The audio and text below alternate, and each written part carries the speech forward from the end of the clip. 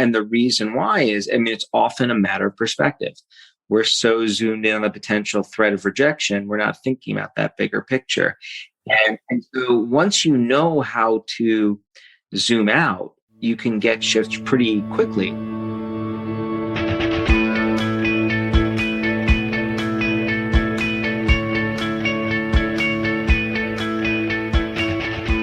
Welcome to episode 1 of What the Fundraising. I'm your host, Mallory Erickson, and this podcast is for impact leaders and change makers who are looking to fundamentally change the way they fundraise.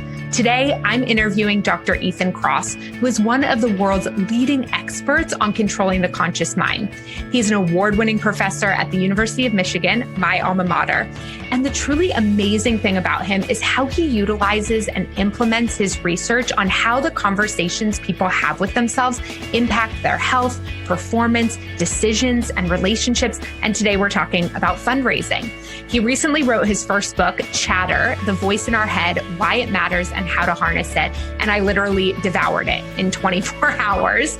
And as soon as I finished it, I messaged him on Instagram and I said, this book can change fundraising forever. It's what inspired me to start the podcast, which is why he is with me for episode 1. I am so thrilled and honored that he said yes.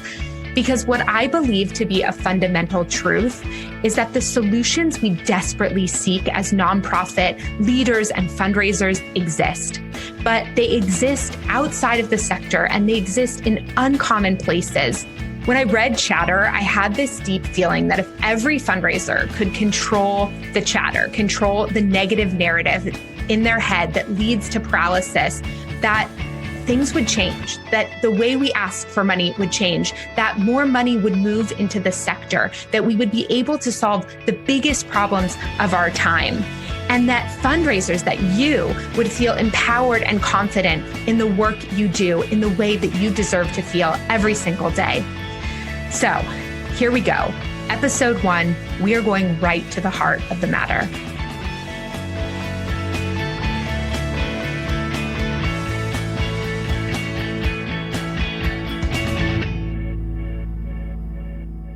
Well, here I am with Dr. Ethan Kross. Ethan, thank you so much for joining me today. Ethan is the author, I'm just going to hold it up, of Chatter, one of honestly my favorite books of all time. So The Voice in Our Head, Why It Matters and How We Harness It. And I'm so excited to talk with you about it today and talk a little bit about how we can apply your learning through the lens of a fundraiser or a nonprofit leader who often, learn kind of personal or professional development tools, but don't integrate them into the ways they show up as fundraisers. So thank you. Yeah, thanks for having me. Thanks for your kind words about Chatter, and I'm excited to chat. Well, you know that I've been thinking about doing this podcast for a long time. And then I read your book in 24 hours. I literally couldn't put it down. And I messaged you right away. And I was like, I have to launch this podcast with you and with this book, because it just resonated so strongly with me. And I also just want to give it one more praise. Everyone should be buying it right now. But the other thing I just want to say is just what an easy read it is and how hard that must have been to take complicated scientific studies and make it just so digestible, and the storytelling. So I just cannot imagine kind of the labor of love that went into it, and just want to appreciate that. I thank you for saying it. And I would invite you to not imagine it, because it was not a fun enterprise. It wasn't all misery, doom and gloom, but it was a lot of work. So it's just, it's wonderful to know that the message is landing, and the intent of the book, which really was to take science and make it meaningful for other people and not get hung up on the terms and the jargon. I think it's so easy to lose sight of the big picture when we start using complicated concepts and terms, and we don't have to do that. So thank you. Yeah. Oh, my pleasure. So tell us, I know a little bit about sort of your background and what brought you to, this moment, but just for all of our listeners who are getting to know you for the first time, will you share a little bit about your journey here? Sure. So I got interested in this. I've been doing research on introspection, turning our attention inward to make sense of our problems, using the voice in our head to do that. I've been doing that formally for about 20 years. But I've been thinking about that for much longer, more like 35, 36 years. Because when I was a little kid, my dad used to continually tell me whenever anything bad happened, go inside, try to find a solution to your problem, introspect, and then move on. And that advice served me really well throughout my childhood and adolescence. Bad things happen, nothing crazy, but rejected, arguments, things like that. And I turned my attention inward to problem solve, and that'd be it. I'd move on. And so this was a skill that always served me really well. And then I got to college, I took my first psych class, and we started getting to the topic of introspection about halfway through the semester.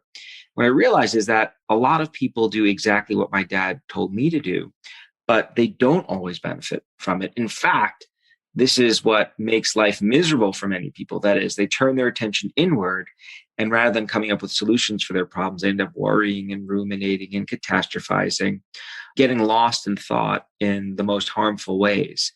And so I got really interested in why it is that sometimes introspection can be this amazing tool. Going inside, right, can help us solve problems, be creative, control ourselves, so forth and so on. But at other times, it can make life pretty miserable.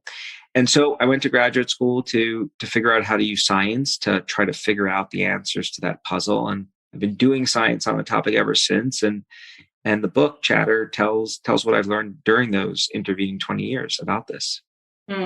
So is chatter only the kind of negative thoughts, or when you use the word chatter, are you using it to describe both what people are having success with that internal dialogue and challenges? Or tell me about that. Yeah, it's a great question, and really important, I think, to clarify. So if we step back, when I use the term voice in our head or inner voice, what I'm referring to is our ability to use language silently, to reflect on our life or do lots of different things. And this, like, language is a tool, and it's a remarkably useful tool that lets us do many, many different things. I often describe it as a type of Swiss Army knife of the mind. So your inner voice lets you do things like remember what groceries you have to buy when you're in the grocery store. So if I were to ask you to repeat a string of numbers in your head, like 0, 2, 3, repeat that right now 3 times. Did you do it? Mm-hmm. Okay. Was it easy to do that? Mm-hmm. Good sign. That means, you've just used your inner voice. So we use language often to keep information active in our heads. We do it when we're memorizing a phone number, when we repeat it in our head. We do it when we repeat what we need from the grocery store and countless other things. That's one basic function that our inner voice serves.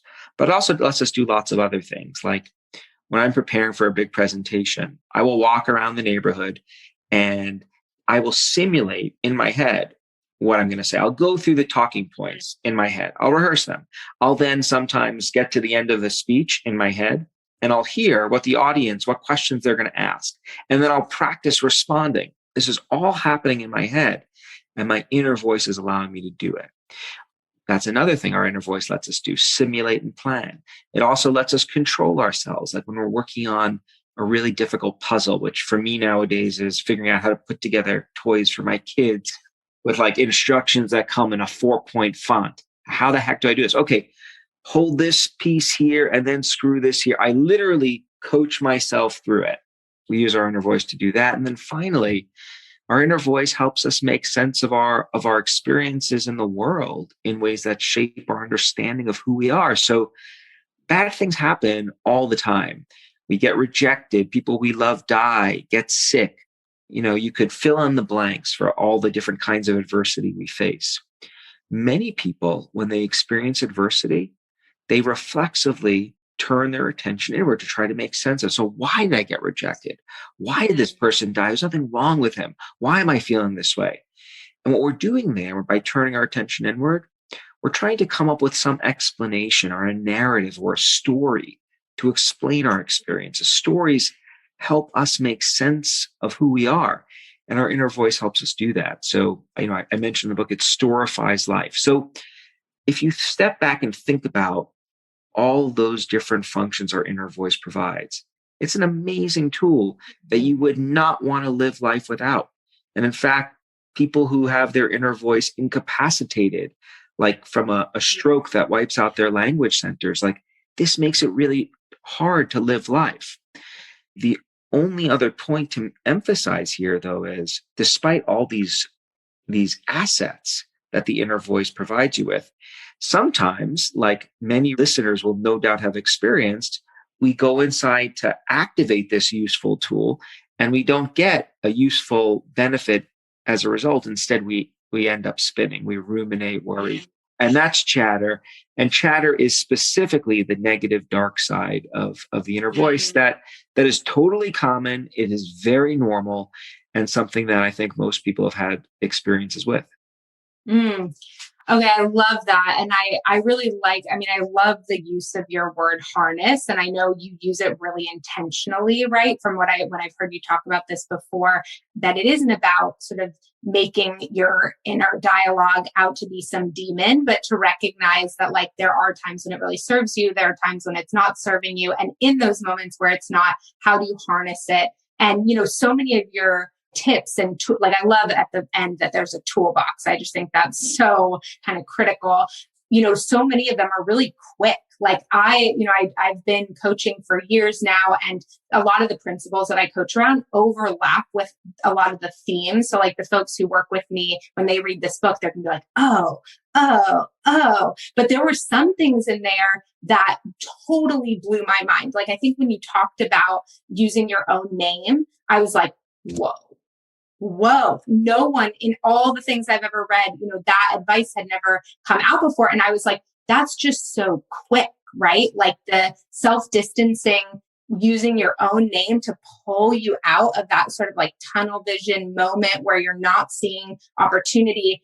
And I do it. And I think so many of us do it, right? We're like, okay, Mallory, you can do this. Or like, okay, you've done something this scary before, Janet, you got this. Like we do those things maybe without realizing it. And I think for me to be like, oh my gosh, that is how I've pumped myself up in a scary moment was just, and I know you have a fun story about how you kind of came upon that one too. Yeah. So, with a lot of the tools that I talk about, there are 26 tools I talk about in the book, and I list them at the end. Some of these things, as you say, we've stumbled on. We somehow, they're in our repertoire for managing adversity. You see a lot of instances of people using these tools, but they're often doing it without even being aware of it. And as a scientist, I find that absolutely fascinating. I can tell you, we don't yet understand exactly how some of these tools have gotten into people's toolboxes, and we're doing studies to figure that out. But we do know that they can be useful and help people. And so the distant self-talk, where you use your name and the second person pronoun you to coach yourself through a problem, this is an instance of one of those tools that many people just reflexively revert to when they're under stress. I was just talking to someone earlier today who had experienced the loss of a child, really devastating experience, arguably one of the most devastating experiences you can imagine, most chatter provoking. And the person was really struggling. And what they told me is the way they broke out of it is they stopped at one point and just said, I'm not going to say the name for confidentiality purposes, but they effectively said, what are you doing? You need to stop this, using their name. And that helped them. And we see instances of this play out time and again. And importantly, experiments show that when you tell a person who's struggling with chatter, hey, try to give yourself advice, coach yourself through the problem like you were talking to someone else, and use your name to do it. It helps people. As to why this works so quickly, which we find both very interesting and also exciting, because we know people are more likely to use tools that are easy to use. Two things we know are this. Number one, it's much easier for us to coach other people on their problems than it is to take our own advice. So Mallory, you are a coach for a living. I'm going to be willing to guess, we haven't talked about this, swear to God, we have not talked about this before, so I'm going out on a limb here. I'm going to guess you've been able to coach your clients through issues really well, seamlessly. But when the very same issues have occurred in your own life, you've maybe struggled a little bit more. Is that a fair assumption? 100%. I mean, I say all the time that every good coach has a coach. 100%. Right. There's even a technical name for this. We call it Solomon's paradox. It's named after the Bible's King Solomon, who to this day is still known for being one of the wisest leaders of all time. But if you dig into his personal story, you find that he made a slew of terrible decisions when it came to his own life. So he didn't live wisely himself, but was able to coach other people. So first thing we know, much easier to coach others than ourselves. Then let's think about this distant self-talk, this seemingly odd tactic where people use their own name to advise themselves through a problem effectively. What do we know about names and second person pronouns like you? These are parts of speech that are almost exclusively used when we think about and refer to other people. Most of the time when I use names, it's like I'm using the name of my kids, my friends, right?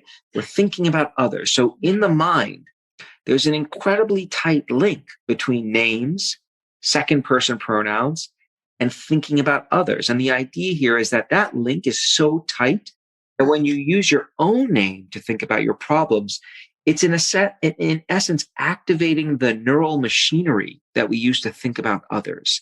And because of that, we have the distance, the space, the objectivity to weigh in on our own problems more effectively.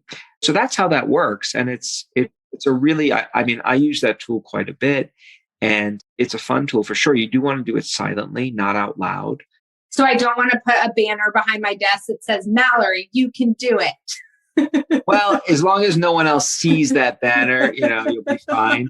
There are potentially some value that comes from talking out loud. There's surprisingly a lot less research on the function of actually talking out loud to yourself. But what we do know is that you don't want to walk down a city street talking to yourself out loud, because that violates social norms.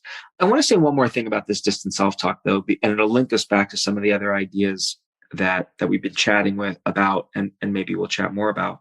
This is one tool and one theme of the book that I really lean into, and it's a message that I really believe very strongly in, is that there are no single panaceas, no cure-alls, no individual tools that work well for all people in all situations.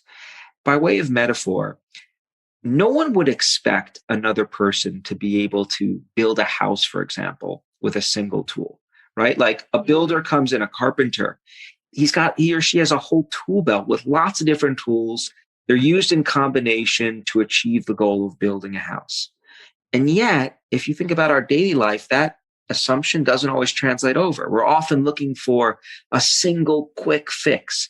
And, studying this for over 20 years, I can tell you I have not come across any single quick fixes. What we do know, though, are that there are lots and lots of different tools. And the idea is that using some of these tools in combinations can be really helpful. Mm-hmm. And it may be different combinations or cocktails, non-alcoholic cocktails that different people may benefit from. I really love that. And I love that theme in the book too. And it reminds me, my sister recently had a baby, and her and I were talking, and she was like, well, she used to like this thing, this chair, and now she doesn't. And now she likes this thing. And I said to her, I was like, the reality of early infant babies is that you just kind of move them from thing to thing, and you see what works in that moment and what doesn't. And they might have loved the boppy yesterday, and tomorrow they love the DockATot. And it's just about I was like, that's why there's so many baby things, because you're kind of finding what fits that moment. And so as you were talking about that, I was like, that's another kind of metaphor. And I think is really empowering, to be like, look, you try this one thing, it doesn't work. You have so many other things to go to, I'm curious, what do you see in terms of I like thinking about the tool belt. Another visualization I have a lot is around muscle building, right? I sort of talk about how, with things like chatter that maybe happen in a really high profile situation. A fundraiser is shamed at a board meeting, for example, for not closing a certain grant, right? The chatter that comes from that is so intense, right? The self-doubt, the language, the deep beliefs that it's triggering around them not being good enough. And so one of the things when I start to work with them around the narratives and sort of controlling the language in their head is yes, that's going to be a really hard situation to start using some of these strategies with. But as you start to incorporate them into maybe lower stake situations throughout your life, they then become more kind of accessible and available, or you even think about them more than when there are these bigger situations. What do you think about that? Well, I think it's interesting. And in our own lab, we've done a lot of research taking some of these tools. We first study them in, let's say, medium intensity of situations. And then once we get a sense of how they work, we typically then try to amp up the volume even further.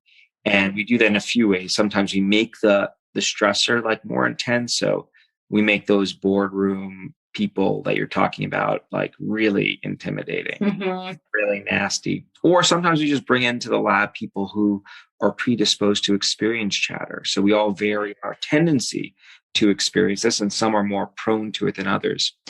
And what we tend to find is that many of the strategies in the book, not all of them, but a lot of them, they work as well, but sometimes they're even more effective in the high intensity situations.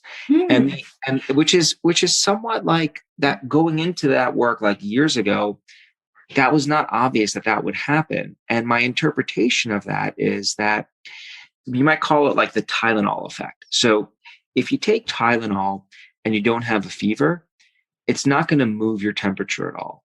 But as your fever goes up, there's more room for the Tylenol to bring down your fever, right? So there's more signal to play with. And I think that is true of how some of these strategies work as well.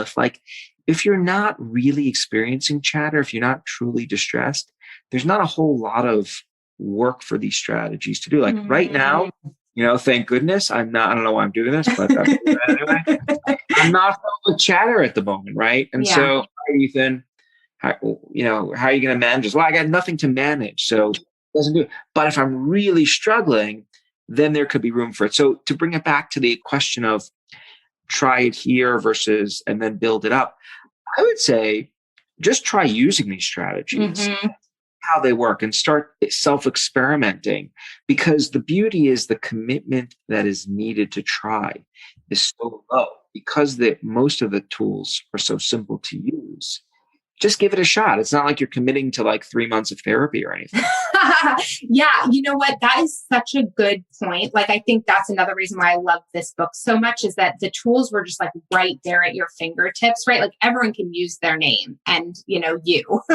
And I think some of the deeper coaching work tends to be like belief work, right? It's like you believe that you have to be perfect or else you're going to get fired. And so when you have a situation that illuminates the fact that you're not perfect, because nobody is perfect, and the stakes are lower, that's a certain level of chatter versus when you're shamed at a board meeting for not doing something perfectly, like the depth of that belief is just like so, intensified sort of. But that's different than I think your strategies, which are just like you're spiraling down in that chatter and you need immediate distance from that. And so these are the tools to allow you to do that. And then maybe you go at some point to the deeper belief work there. Yeah. And sometimes, when you get this, using some of these tools will just help with the belief work too. Like when some people are really struggling with chatter and they use tools, they start off in total threat mode thinking, I can't do it. I'm not prepared. Or it's too intimidating. But when they switch to, let's say, using your name, like, all right, Ethan, can you manage this? How are you going to manage it? And, well, yeah, you know what? I've done lots of these board meetings before, and some of them have been really tough. And this might be tough too, but I'll get through it because I seem to have done so every other time I've tried.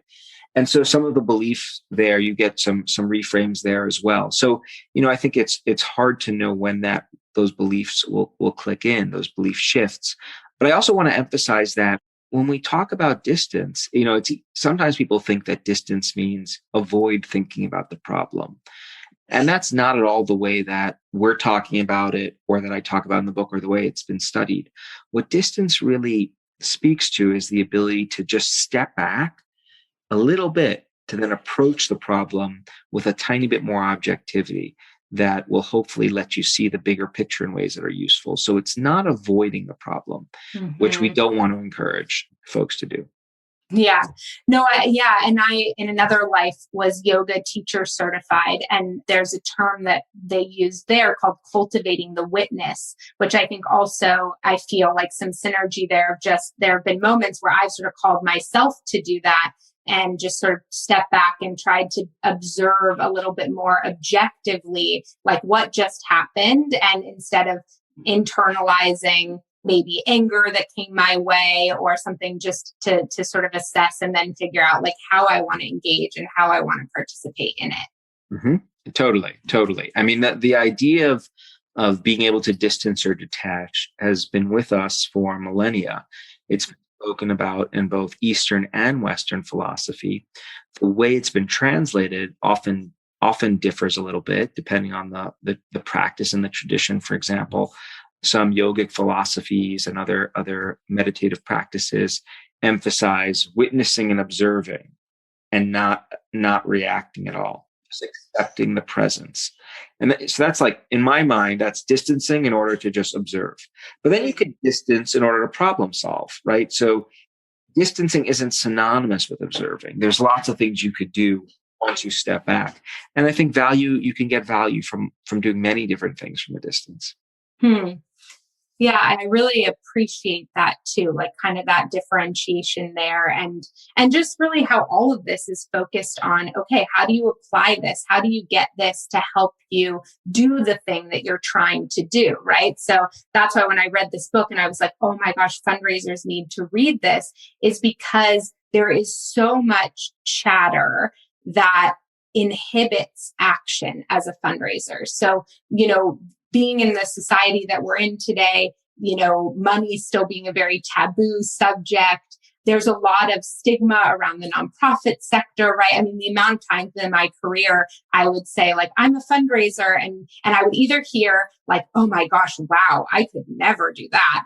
Or I'd hear, don't ask me for money, like those types of things. They're just so, as fundraisers, we sort of live with this like perception of what we do every day. And so I think that can lead sometimes to a lot of chatter like, okay, if I ask this person to increase their gift, right? They gave $2,500 last year. I know they have the capacity to do more. I've been building a relationship with them. I want to ask them to give $5,000 this year. We start to hear chatter like, oh no, like if you give them more than that, they might not give it all because they might be upset that you ask them for more. Or what if they don't like you? There's a lot of pre-action chatter.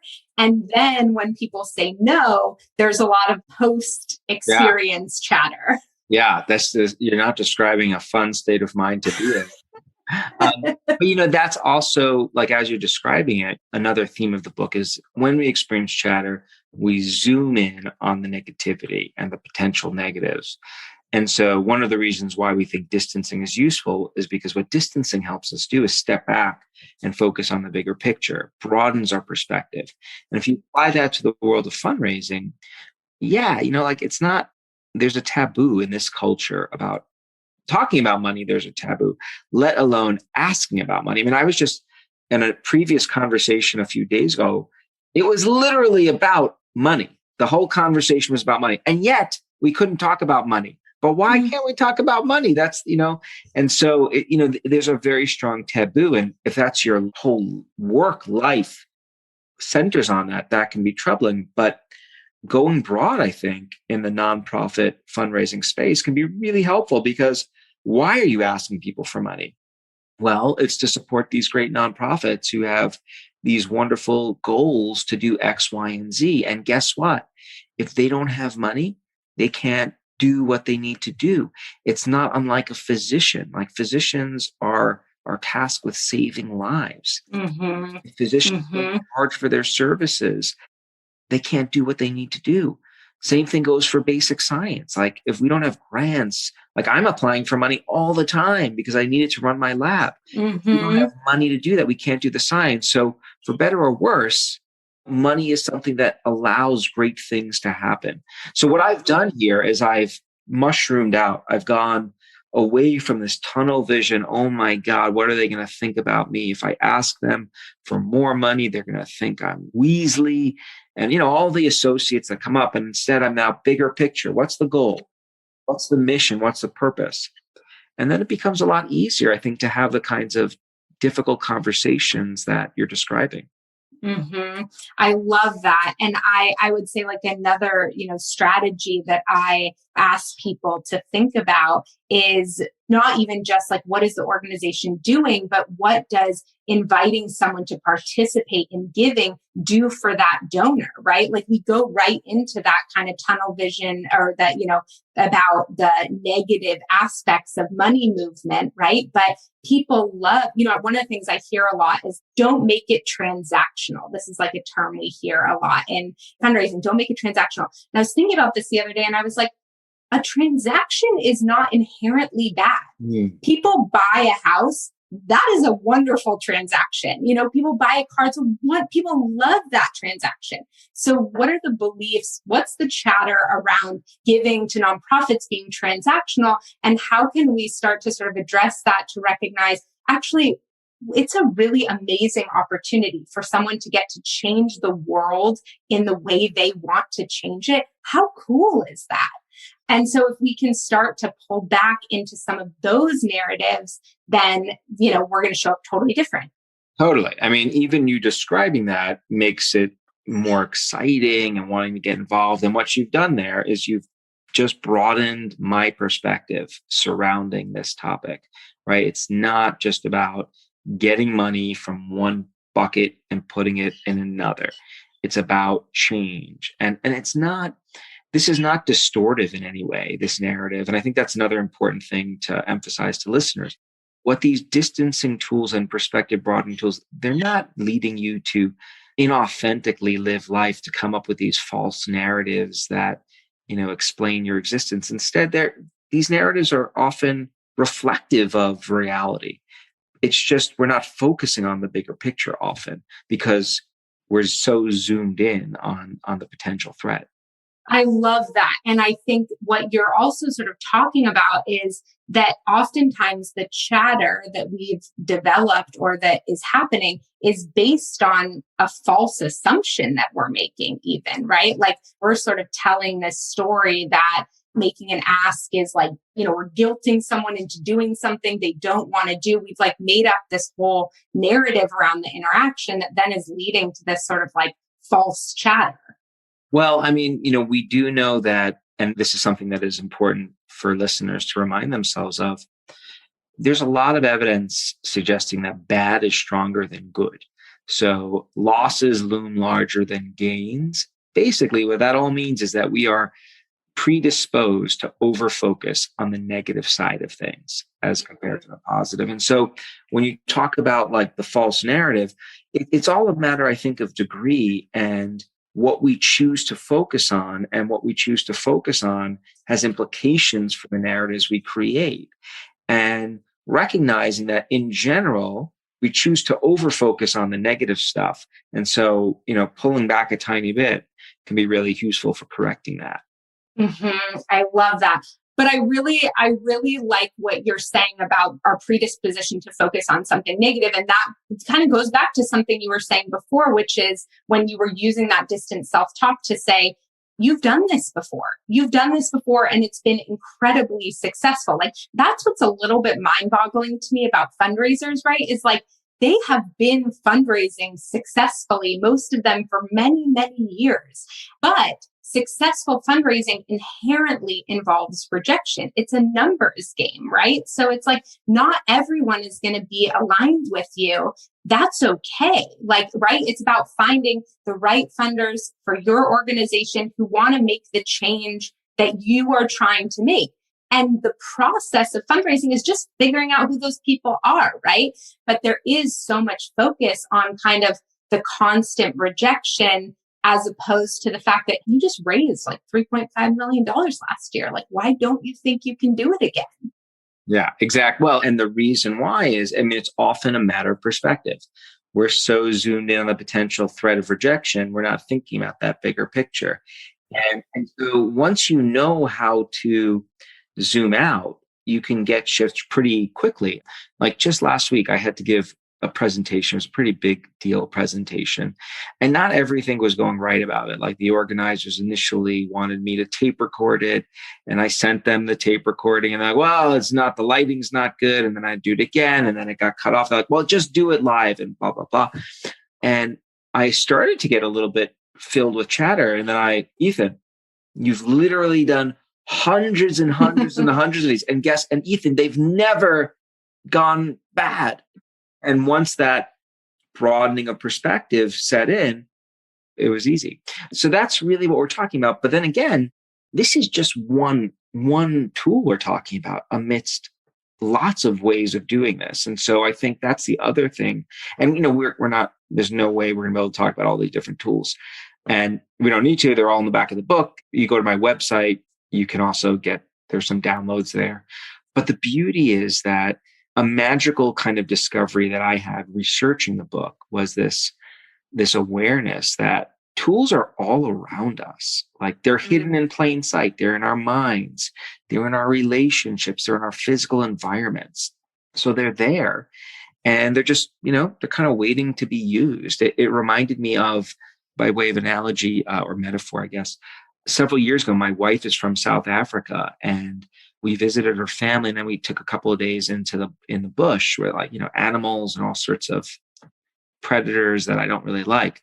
And we spent one day in the bush on a nature walk. And when I looked, I was standing super close to the ranger, super close, probably uncomfortably close because he had the gun and I wanted to be close. And I'm just being very clear. I grew up in the city. Lions don't mesh with me very well. But as we're walking, all I see is bleakness and potential threat, like death. I'm seeing predators in the distance. And this guy instead starts pointing things out. He points to this raggedy looking bush and he's like, you see what that is? I don't know, it's like a dead plant. He's like, that's Charmin.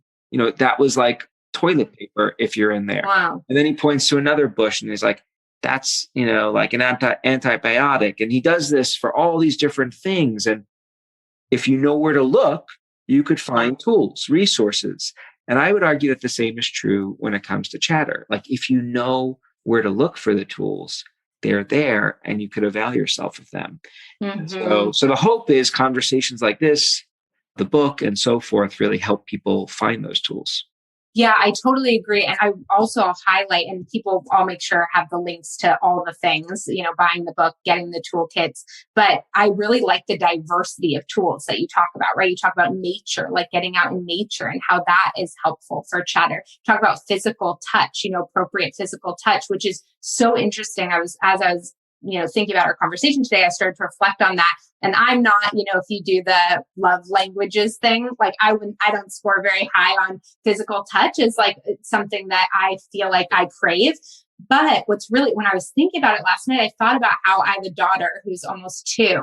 And I was thinking about how, even on the hardest days, she grabs my hand or sits on my lap. And it's just it's gone, even if I'm spiraling, it's something about that zooms me way out to the bigger picture, and you talk about, that's another one. I won't go through all of them because you're right, there are too many, but you talk about awe.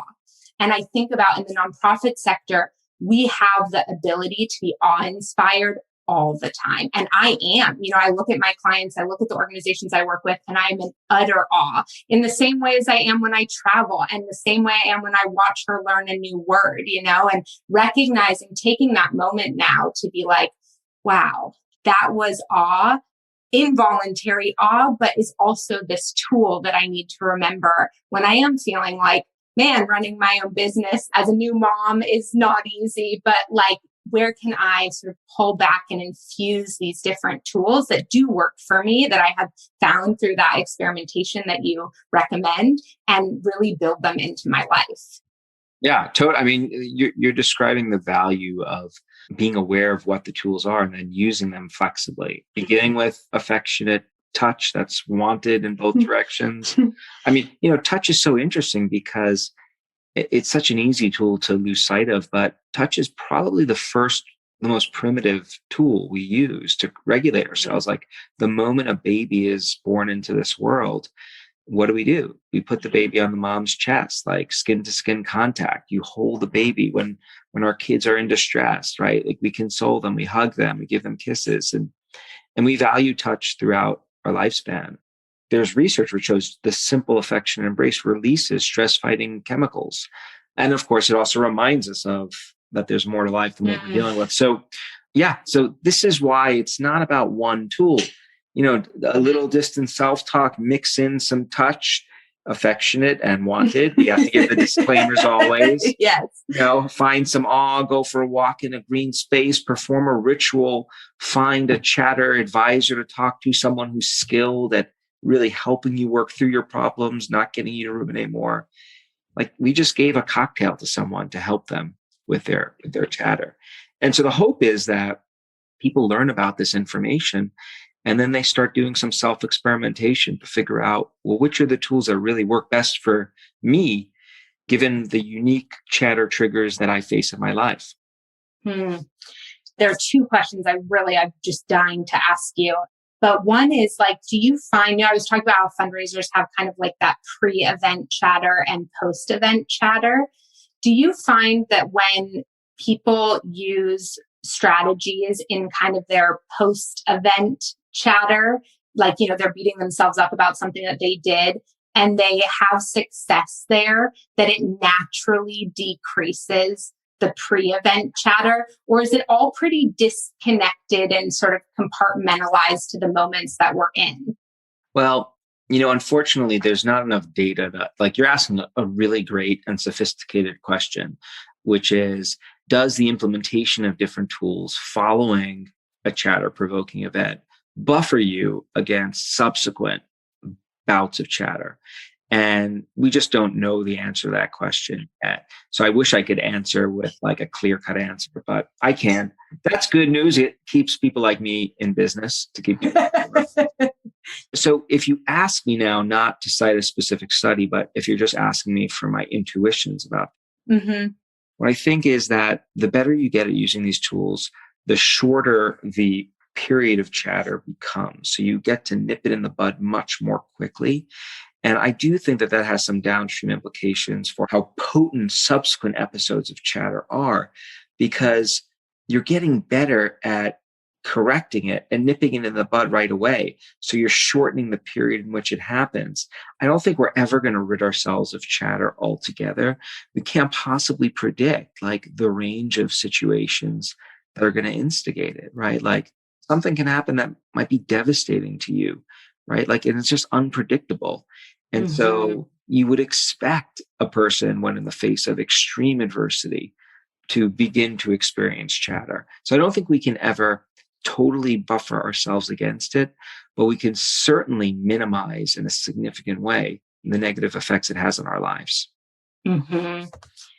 Yeah, I love that. And I think that goes back to your point about it's not all bad, right? Like, there are important reasons why we hear this chatter. And I tend to think when my chatter is increasing, that it's kind of a good sign. Like, I'm leveling up. I figured out how to control the chatter on X, but here's a new thing that I'm doing. And so this is here to like remind me that when I'm really taking risks and doing something bigger, that I'm going to hear a little bit more of that. And then I'll learn how to control it and I'll use my strategies. And I find with myself, then they go down over time, right? The 10th time I do a webinar, there's way less, or it's much quicker, I guess, to overcome the chatter. But then when I do my first new thing somewhere else, it comes back. And I think, we talked about this a little bit before around like how fundraisers sometimes learn skills or tools like this and they apply it in other areas of their life, but they don't apply it to their fundraising. And I think, what you're really kind of illuminating through the book and this conversation and some of the other talks that you've had is just like how important it is to consistently be trying out different tools in different situations. So if one tool worked for you when it came to chatter around your marriage, right? And it doesn't work for you when you try it immediately preparing for that donor meeting, that means nothing about whether or not you can actually control the chatter around that major donor meeting. It just means like you got to go look in your toolbox because you're trying to build your kid's playhouse with your actual table saw. Exactly. I mean, you've got it exactly right. So A+, 102. I'm back in Michigan and I'm doing great. Got it. But I mean, you said it perfectly. Just to summarize, negative emotions aren't something we want to avoid. Negative emotions are elegantly adaptive. It is useful to experience a small jolt of anxiety or even a medium jolt before doing something consequential that's new. That anxiety motivates you to do what you need to do. So I don't really ever set my alarm clock. I don't have to, because I know that if there's something important that I need to do, my internal alarm clock will get I'll have some emotion that gets me going that says, okay, time to wake up at 6 to start working on this presentation or paper or whatever. That's okay. And we want to listen to those negative emotions and let them do the good work they're designed to do, which is prepare us appropriately for what we're facing in the world. What we don't want to have happen, of course, is have those negative emotions morph into chronic chatter, which then makes it hard to do what we want to do. Like, one of the reasons why chatter is so toxic is it consumes us. So it doesn't leave over any attention for us to focus on the things we need to focus on, our jobs, our presentations, our kids, and so forth. So we don't want to get rid of the negative side of life. A little bit of negativity is okay, but we want to get rid of the chatter. And then, don't use a saw to do the job of a hammer.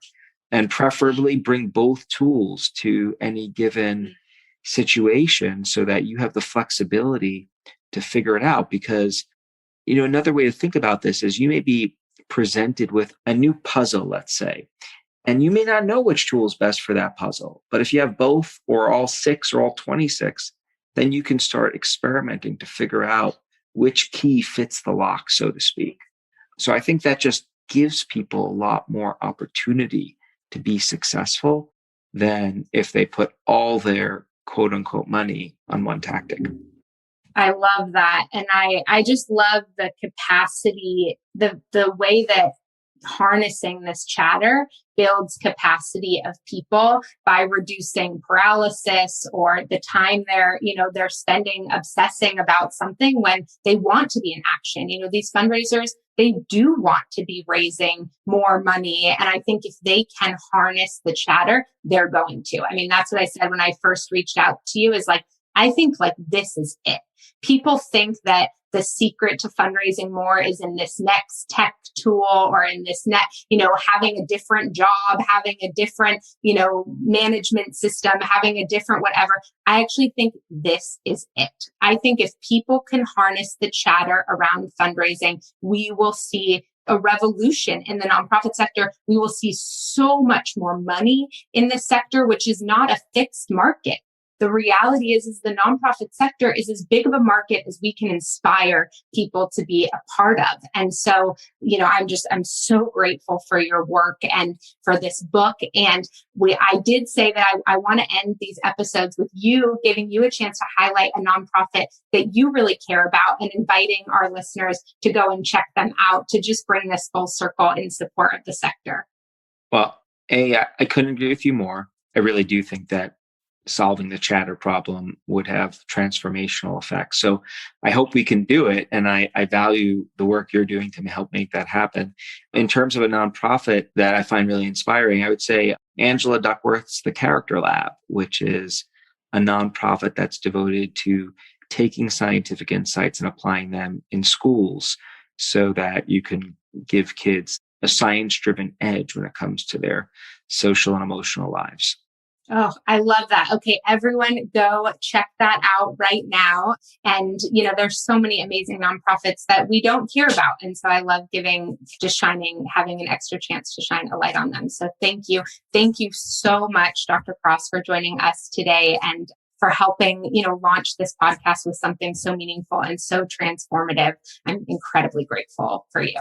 Well, I'm grateful for all the work you're doing, and I'm honored to help you kick it off. And I will be tuning in to see how things are going and having my fingers crossed. Thank you.